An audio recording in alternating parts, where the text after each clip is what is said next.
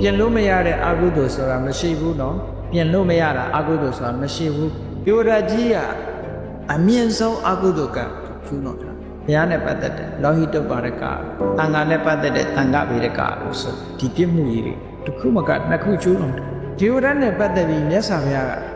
ဖြာတိတ်ပေးတယ်မပေးတယ်အာပါယီကိုနေရီကိုဒီဝတ္တတုဒီဝရကပေရောက်မှာပဲငေးကြမှာပဲ definitely ပြော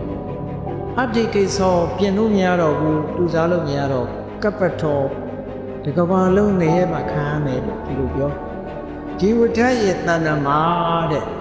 အဖျားကလေးလောက်ထောက်ပြစေရနေရာလေးမှာတောင်ကုသိုလ်ကျူစင်တဲ့သဘာဝတရားတွေမကြံတော့ဘူးတဲ့အဲ့ဒါလောက်မကြံလို့ကဗျာဒီလိုခေါ်တာအကယ်၍အဖျားကလေးလောက်ထောက်ပြစေရကုသိုလ်လေးကျန်နေသေးတယ်ဆိုရင်ငါဒီစကားမပြောဘူးအဲ့ဒီပုဂ္ဂိုလ်မျိုးမှာငဲကြမှာလို့အတိအကျပြောရတယ်ကျန်တဲ့ပုဂ္ဂိုလ်တွေငဲကြမှာလို့အတိအကျပြောလို့မရဘူး